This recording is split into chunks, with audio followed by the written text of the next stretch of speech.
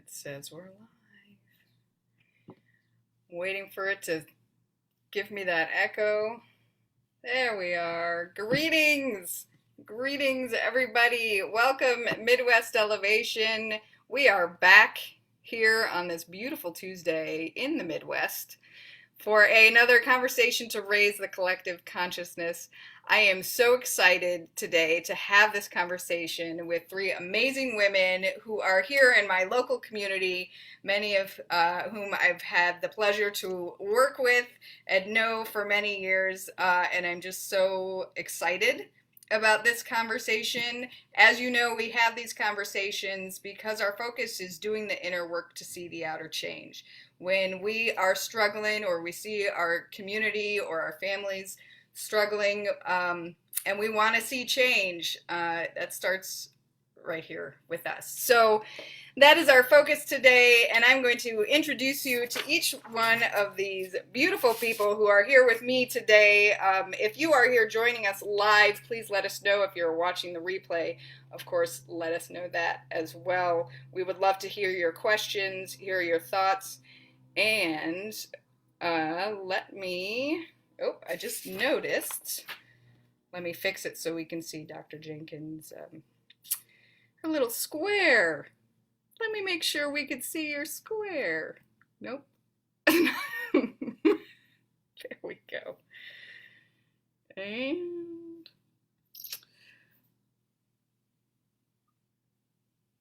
I can't find it. See, this is what happens. We go live, and then I can't find it.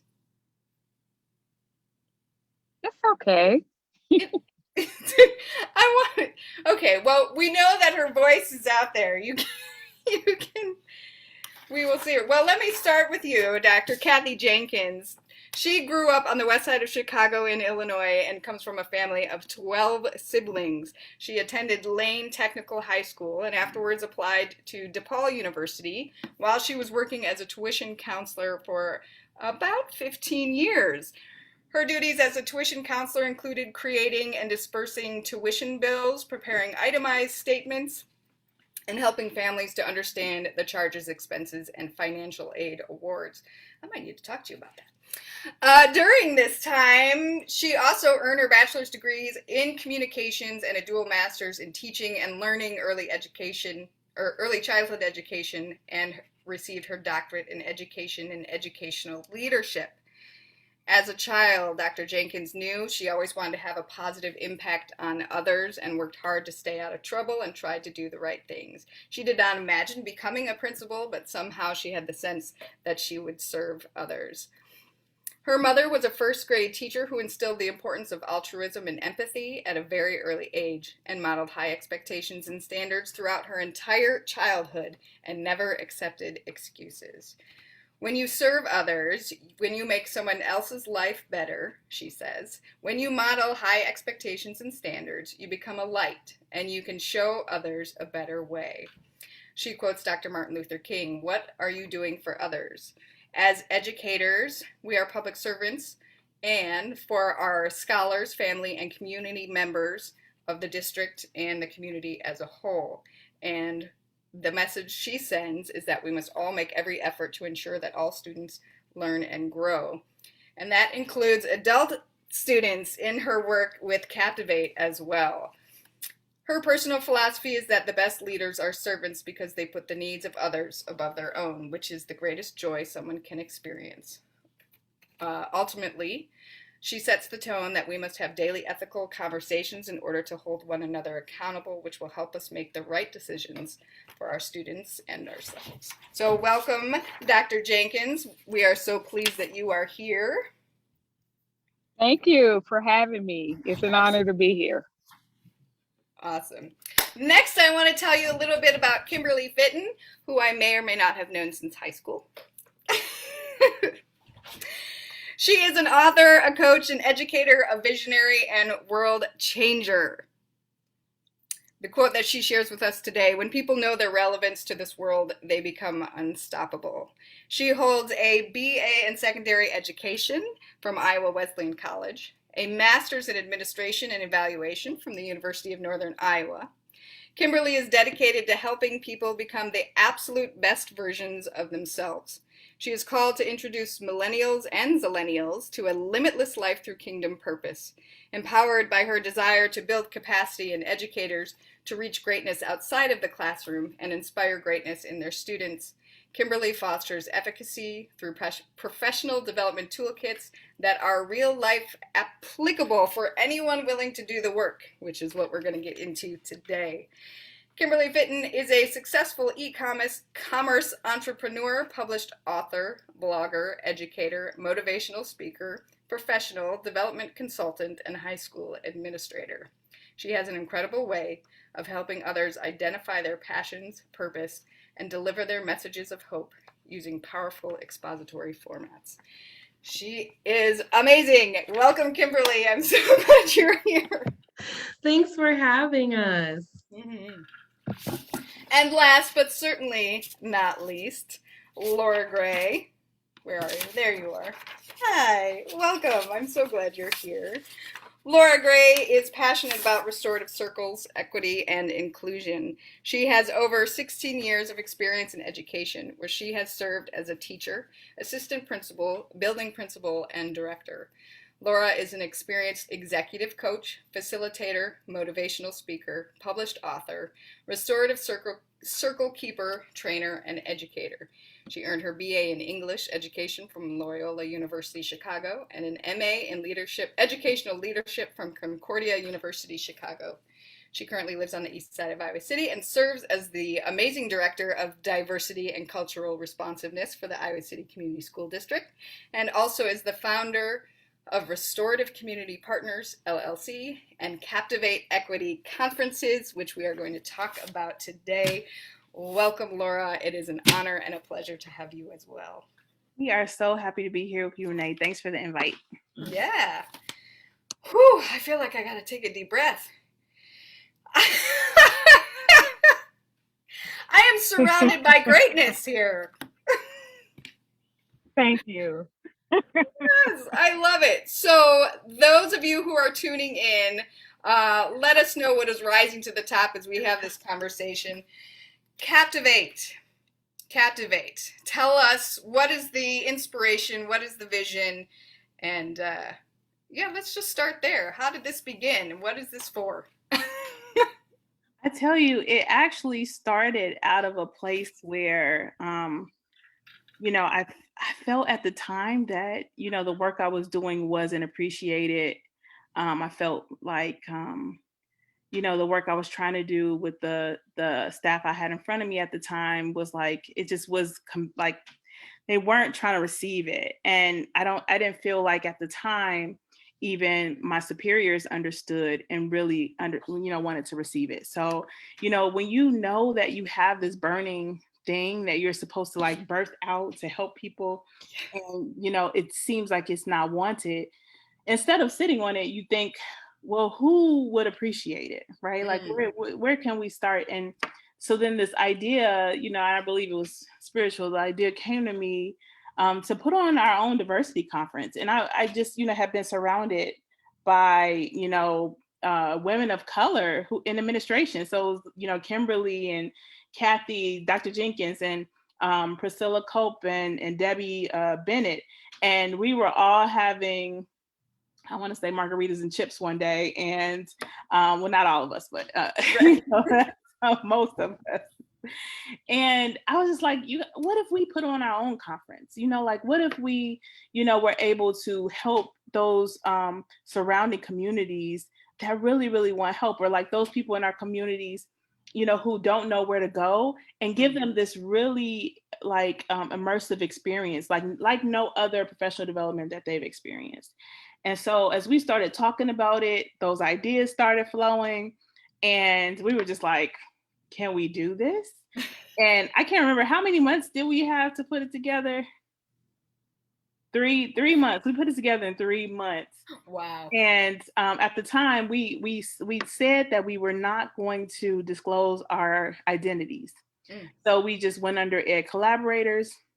We promoted it, and people started to buzz around it, and we were like, they're gonna come, and so we were really excited. And when we were, towards the end, we were able to show up as ourselves. Yeah. They were just like, wow, and so it's not really even about the accolades. It's this thought that we know we have something good to share, and we want to be able to just like share it. We want everyone around us to be better. I love that. And not to be constrained, not that our jobs necessarily constrain us, but we all work in the same district, right? But we work within a system, and everybody works within systems for their jobs, unless you're entrepreneurial, right? And even that probably has its own system. But so doing it this way allowed you to do it the way that you wanted to. And I love that you said that it was sort of divinely inspired. We certainly welcome those those types of things here in Midwest Elevation. And because it's brought out, regardless of what divine inspiration means for any one of us, just that nudge, that knowing, that intuition that this is important work and you're going to deliver it. And so I'm so glad that that you were all sitting together and you all made it happen in 3 months' time. It's amazing. It's amazing. So tell me what it was like, so from the onset to, till now, how have things grown and changed? What has been the feedback you've gotten from your participants and yeah. So yeah, everybody loved it because it was hands-on. Really, what we are great at doing is creating a safe space so people can be who they are. I have seen, like, all of us have been in education 10 plus years, right? And we've seen those of us that have worked for multiple school districts, and having worked in central office in a previous school district, I got to see how much money is spent to bring people that are not from the Midwest, people that do not hold the same values or even know anything about our districts and demographic, come in and give us a cookie cutter prescribed type of professional development. And what I love about it is I would always ask at these professional development, so how does that work for me? How does that work in my school? How does that work in my district? And they would be like, oh, that's up to you guys to decide.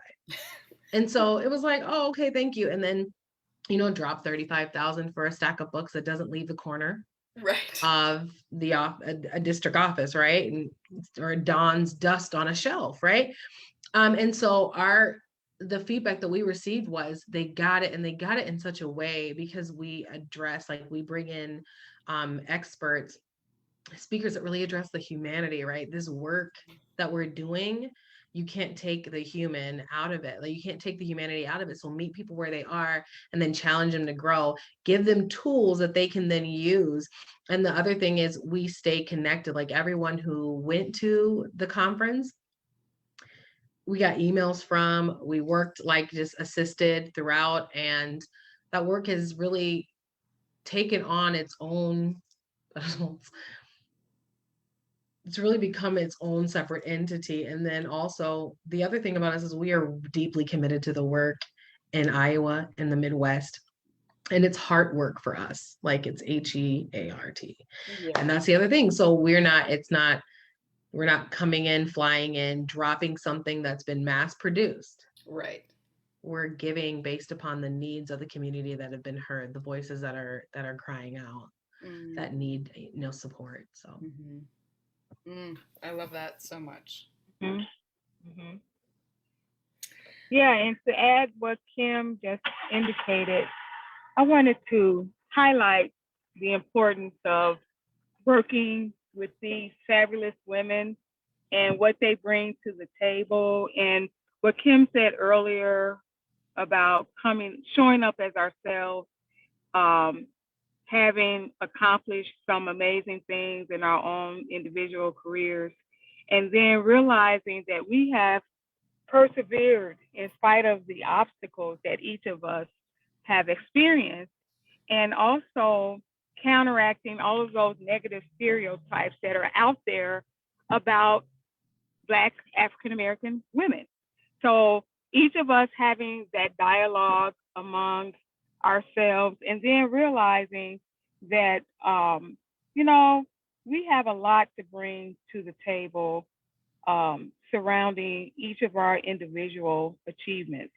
And just the affirmation that I receive from my beautiful Black sisters and their encouragement each and every day that sends a message to me as a building leader that, you can do this and we're here to support each other. That's beautiful. I got a little teary, actually. I mean, it's, I don't know the right words. I really admire and love the work that all three of you do individually and collectively and for our district, in order to help us see where we are lacking, to see how to figure out what we need to know, and that when we don't know, how to know when we don't know, and how to do better when we don't know. And so, I just really honor this work. And Dr. Jenkins, I love too that you mentioned the individual work that you all do. And I would love to hear about that from each one of you, because not only do you gather for this annual event and use your brilliance to hold this amazing space for people, but you're doing other work as well. I'm glad you asked that question.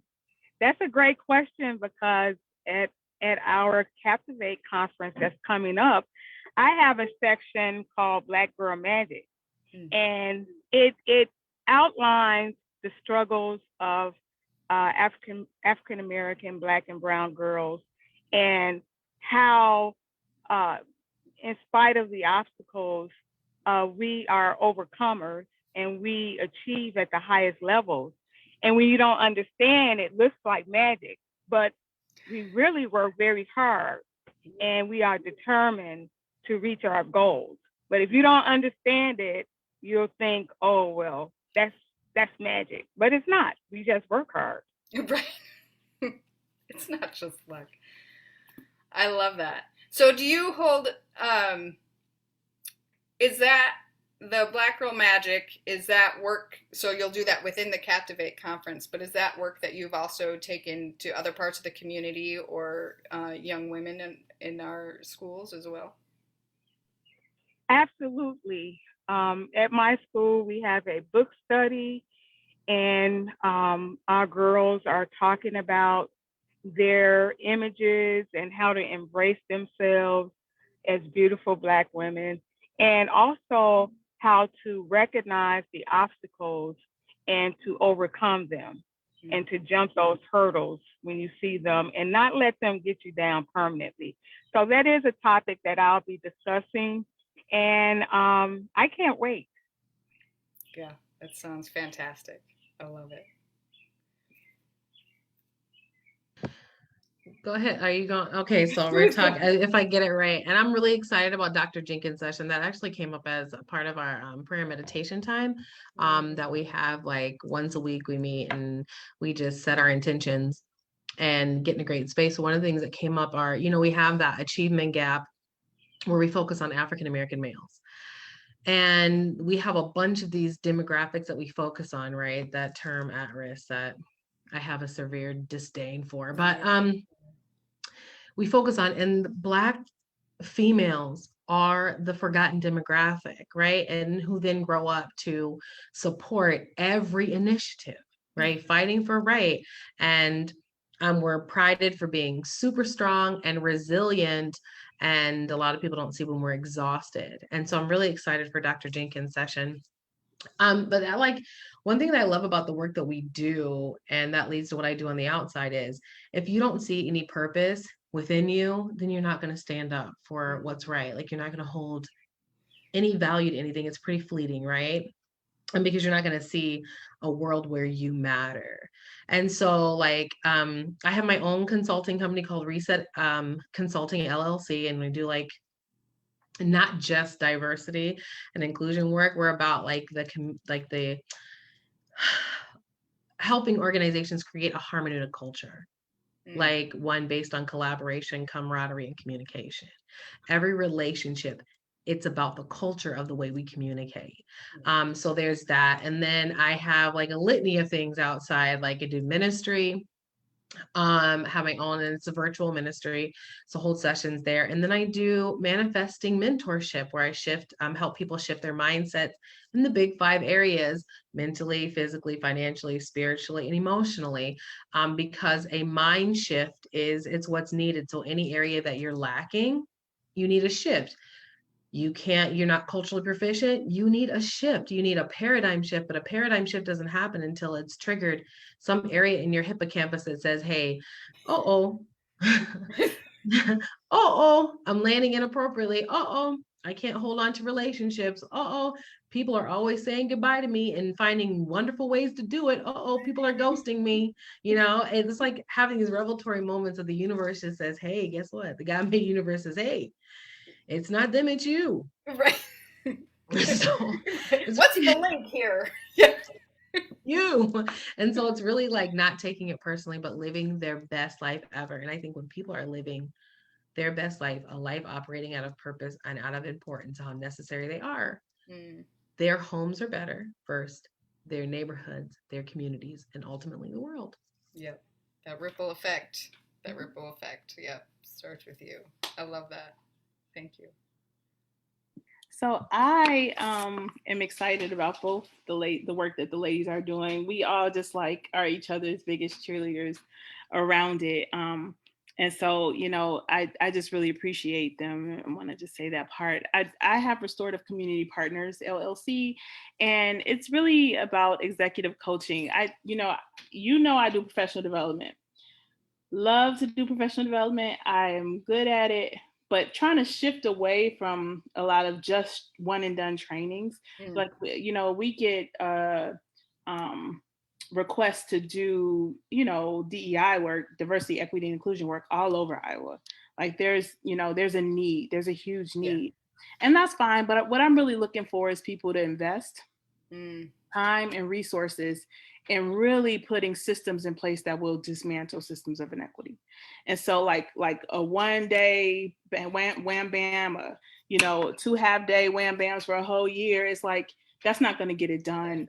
So I really am focused on helping to coach the leaders in 2 different areas.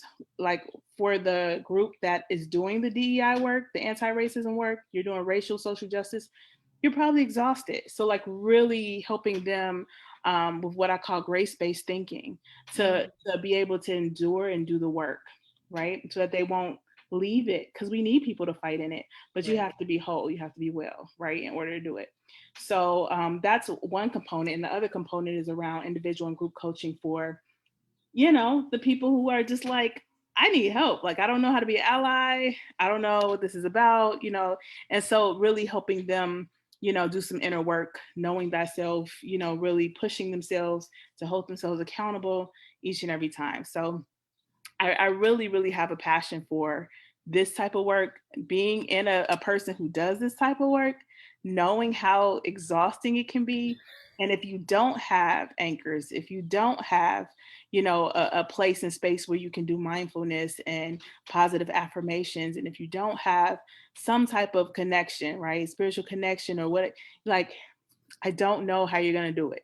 So, grace-based thinking, my last name is Gray, but like, it's more than that.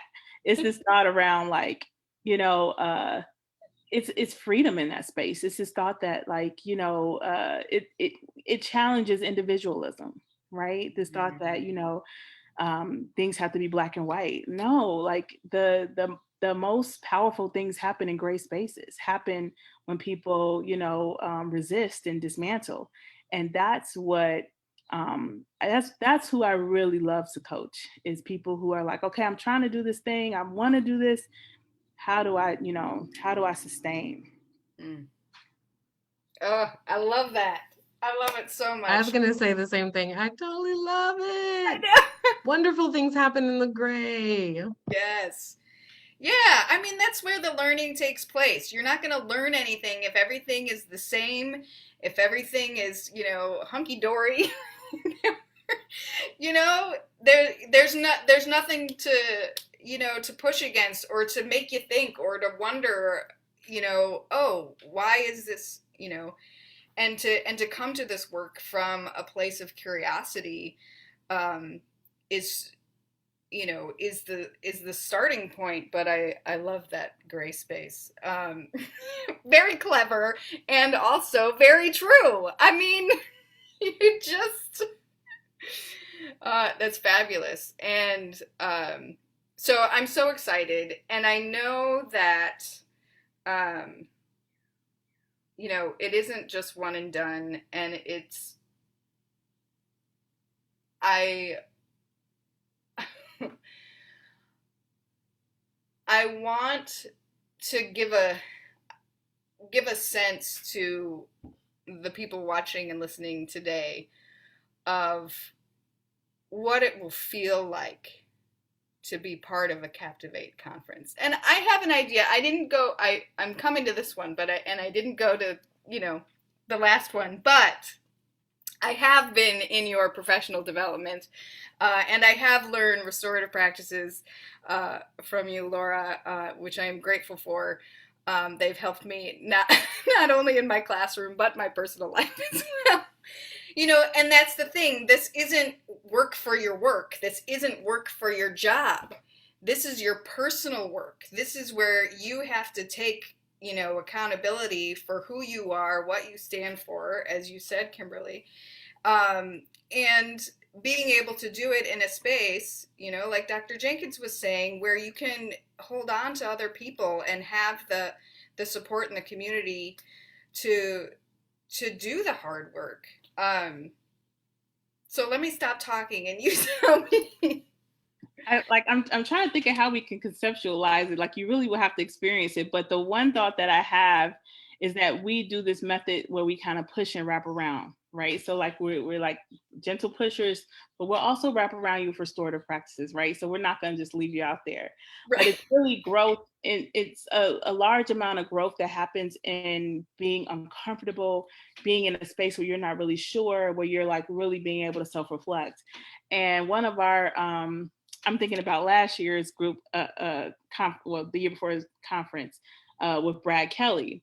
And he's coming back again this year, but his focus is going to shift a little bit. But when I tell you the session that Brad Kelly did, and Brad Kelly is SAC coordinator over at Southeast Junior High, but he also was in social work and just a great person, great advocate, just amazing man all the way around. But his session was around seeing beyond behavior. And I said, I just need you to do the session and I gave him a little bit about it. And I told him we needed to be interactive. We needed to be immersive. We needed to be an experience. When I tell you, people left like, oh, and then they were like, I don't know how to feel right now. But what happened was we got an overwhelming amount of people who called back within a week, 2 weeks, like reached out, like, look, what I learned in that one particular class, I was like, I wasn't sure like how to feel after that, but I knew how to navigate a parent meeting with, do you get what I'm saying, with like some parent of color, whereas I would have been intimidated or this or that. He talked about post-traumatic slave syndrome. So this one, he's kind of shifting more towards restorative justice and some of the work that they're doing over at Southeast. But really, what you'll find is not just sit and get. You'll find that we're going to challenge you. We're going to like give you experiences. We're going to try to share what we know so you can walk away feeling more confident in the work you need to do.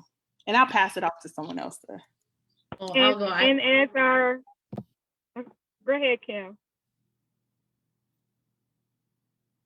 It's all you, Dr. Jenkins. You're good, Dr. J. Okay, so it goes back to what we believe in: diverse, rehearse, and immerse, and to have an engaging session where specifically my session, Black Girl Magic, where I can emphasize the appreciation of all Black women, and that we walk away understanding the importance of what we've contributed to society, and also acknowledging our accomplishments to society. And these are some tough topics, that are deeply connected to pain, historical oppression, racism, microaggression. So these sessions are, they're going to be deep, and I want everyone to walk away understanding the historical perspective of the oppression that, Black, brown, Black, African American women have endured and continue to overcome in spite of. So that's the concept or the thought that I would like my participants to walk away with at the end of the conference. Mm. Thank you. Yes. Not sure what happened to Kimberly. That's okay. We are going to wrap up here in just a minute, but I want to make sure that anybody out there who is interested, whether you are in education or not, education, social work, corporate, I mean, every system, every small and large community can benefit from this work, and it's I love that this work that you do is immersive. We will feel things. We will feel things. We will learn things, and it will be impactful far beyond the day's event. So yeah, thank you so much for being here, Dr. Jenkins and Laura Gray. It is always a pleasure, and of course to Miss Kimberly Fitten, who ran off. It's a thing. Technology is a thing, and we have lots of grace and compassion for that as well. Any last words of wisdom, thoughts that you want to share? I would say, first of all, thank you, Renee, for this opportunity, and just for the movement, this platform that's happening, this page, this group. Just really grateful for all of you encouraging people to do the inner work. I hope to see everyone there. Log on to the website and look around, www.captivateconference.org. And you can reach us personally through our through that page. Just you can reach out specifically, but we hope to see you there. I think it's going to be an amazing experience. Just come, be ready to be captivated. That's what we do. I love it. Yes. And let's not forget the dates. July 5th and 6th. July 5th and 6th. And so you want to register early. We are still in the pandemic isn't over, so we want to keep our numbers small. And so make sure you reserve your spot early so you get one. I will put all those links in the comments below. And of course, if you have any other questions or comments, please feel free to let us know, tag me in there, and I can follow up with everybody as well. All right. Well, thank you so much. An honor and a privilege. Awesome. Thank you. There. I am going to cut off our live feed here. And Midwest Elevation, we will be back again next week on Tuesday at 4:30 p.m. Central for another conversation to raise the collective consciousness. I will see you then. Thanks.